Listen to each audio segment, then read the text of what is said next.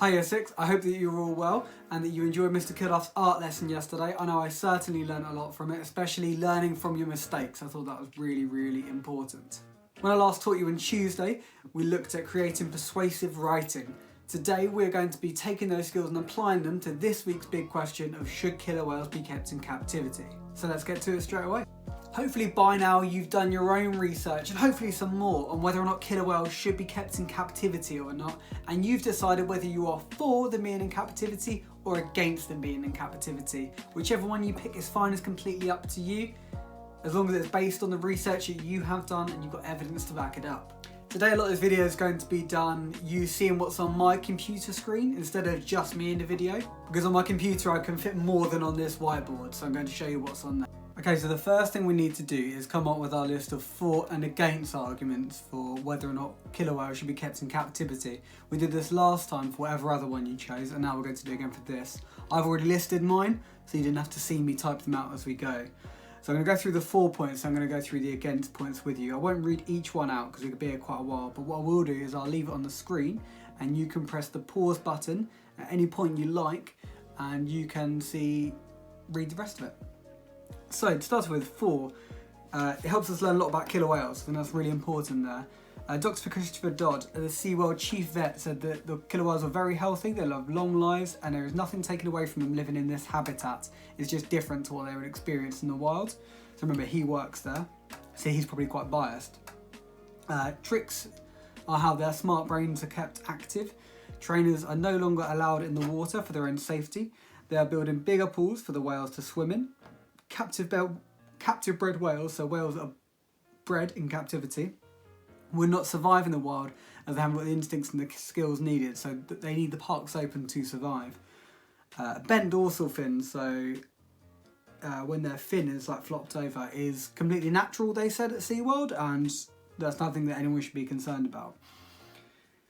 Then the against, we'll kind of whiz through them, so again, take your time, pause, read them if you need to.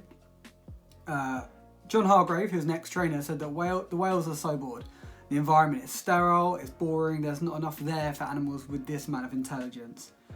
The Blackfish documentary said that trainers were being killed and injured by unhappy and aggressive whales. And they also said they are happy and aggressive because they're bored. That's just not right if you ask me. Diane Alps of California Whales and Wildlife said that the killer whales, don't thrive and they aren't as healthy and as successful as they are in a natural habitat. Said that the whales can't, this made me really sad actually. The whales can't hide from sunlight where they are because the chemicals in the water make the water clear. So normally they live deep in the sea, so they wouldn't get burnt or hurt at all. So it's kind of like, if you're in the dark, you're not going to get burnt. But when they are burnt, something called black zinc is applied to the whales to cover up the burns, and because it's the same colour of the skin, it makes it seem like they've never been burnt, so it's kind of not letting the public see they've been burnt. In the wild, the average lifespan is 30 to 50 years, with males getting to a maximum age of 80 and females getting to 100. That's crazy, 100 years old. That's older than most humans. And in SeaWorld, the average age they die wasn't between 30 and 50 or getting to 80 or 100, it was 14. It's like a teenager dying, the average age being 14, that's interesting. Bent dorsal fins, remember SeaWorld said that was okay, is not natural, this source said. It said that in the wild, only 1 to 5% of adult males have a bent dorsal fin, and that these ones weren't living in the right seas, they weren't living in the right conditions. And in captivity, every single adult male has it. No exceptions, which is ridiculous. In the wild, they swim an average of 100 miles a day. Their tank, in comparison to that 100 miles, is like them just living in a bathtub.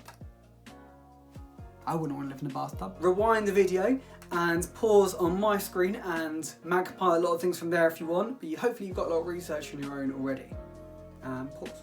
So personally, I have chosen to write against orca whales being kept in captivity. I don't think it's the right thing, but that is just my opinion. If you have a different opinion, that is okay to write about whatever you choose, again, as long as you justify it. So before we do anything else, we're going to have a quick look at some language and GPS tools that we're going to need to use in our writing. The first 3 we looked at the other day. So modal verbs, conjunctions, and the active and passive voice. We looked at these the other day, so I don't want to go over them in too much detail at all. If you can't remember what they are, I suggest you go back to Tuesday's lesson and have a look there. If you're still not sure, look on like BBC Bitesize or something, there's plenty there to help you out. So introducing something new, I've come up with some persuasive sentence openers. I don't know about you, but something I really struggle with sometimes is knowing how to start a sentence. So I've got some for you here. And very quickly, some language you're going to come across today, some vocabulary. So we've got intelligence, again, it's the measure of how smart something is. Habitat, something's habitat is where it lives and where it's from. Captivity, remember we talked about this the other day, is if something is imprisoned, which is the other word there. So if something is in a cage, is kept under human control. And concealing is when you hide something from someone. So some people choose to wear concealer to hide spots on their face. You may conceal something, you may hide something from someone else. Concealing, hiding. What I would recommend you do is when you're writing, you pause this on the screen and have it in front of you to use your writing. So there are loads of bits you can magnify and use there, or you copy it down. I'm going to duck down right now so you can do whichever one you want. Glad you got that. Let's crack on. Right guys, hopefully you can all see my screen now. I apologise by the way, this microphone's really rubbish and I don't know how to fix it. So if you have any ideas, let me know. So in front of you, you can see 3 short paragraphs that I have created based on the for and against arguments that we listed earlier. So I'm going to read them to you, I'm going to talk about why I like them, and then you are going to get cracking and write your own. First paragraph, remember these could be displayed anywhere in your poster. The reason I've chosen 3 relatively short paragraphs is because I'm planning on doing mine on an A4 piece of paper, so I won't have much room to publish onto. If you're planning on doing an A3, then why not write more? And I've actually written more. This is just extracts from that, which I'll show you a little bit later. So paragraph 1. Imagine living your life imprisoned in a concrete room with nothing to do. That is the life a killer whale in captivity leads. In the wild, they swim for an average of 100 miles a day in the open ocean. However, in captivity, they are restricted to what must feel like a mere bathtub. The film Blackfish reported that this lack of stimulation has caused the whales to become irritated and aggressive, leading to trainers being attacked to the extent that several trainers have sadly lost their lives. So that's kind of like my against argument there, isn't it, really?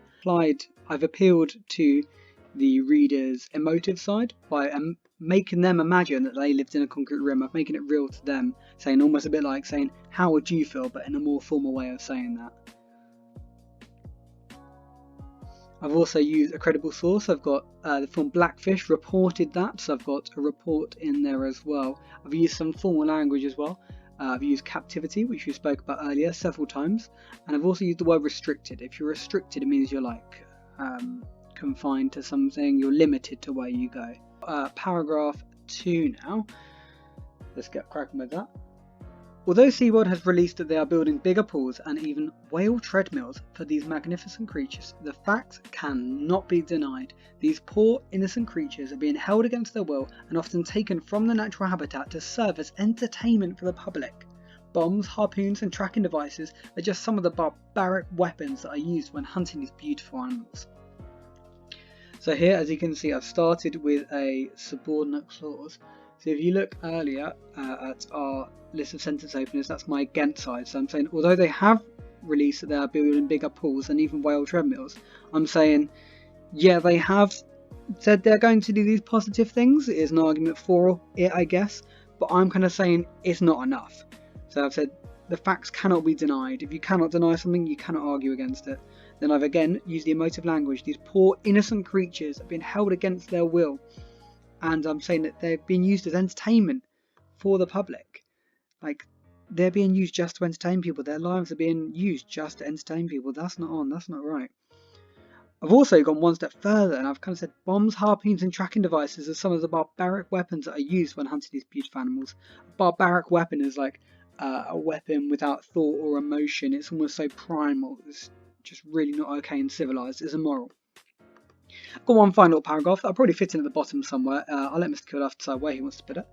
Studies have shown that the bonds that whales create with each other are similar to that of our own families.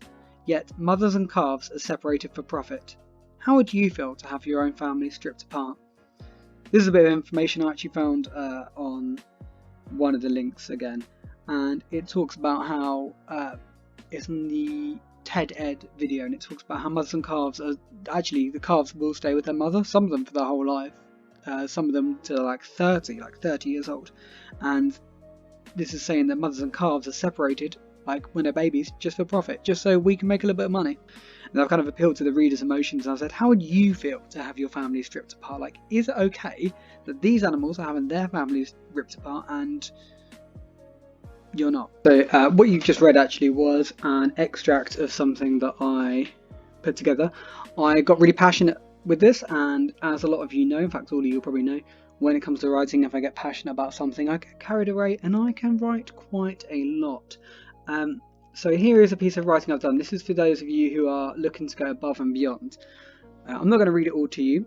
I've got an introduction paragraph that's a little bit different there. I wanted to be a bit creative with my writing and try something different, as I really missed it.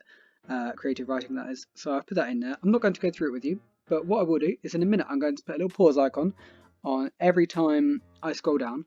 And for those of you who want to go above and beyond, I would suggest reading through it. I would look at the punctuation. I'd magpie loads of language because, as normal, got carried away with the language. And then the more you take down, the easier yours is going to be. So I'm going to have a little scroll down now. Pause there. Pause there.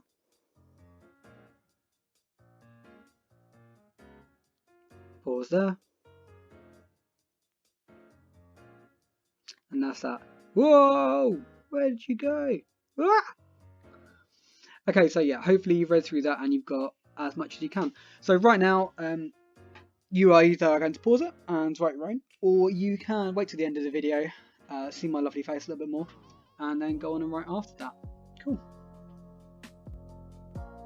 I hope by now you've either got something really good or you're about to start writing something really good. Please, please, please remember to send these into the Year 6 email account so that all the teachers can have a look at it and we can give you a bit of feedback on what we really liked and maybe a few little tweaks if we think there's anything we can improve. We will be picking people for certificates for home learning as well. So those people who have made exceptional effort, you'll be receiving an online certificate. So you're doing a great job. Hope you enjoyed today's lesson. This is it from me from today, and actually up until Monday again. Enjoy tomorrow. I'm sure Mr. Kurdoff will do an absolute cracking job continuing with the artwork, and hopefully I will see you soon. See you later.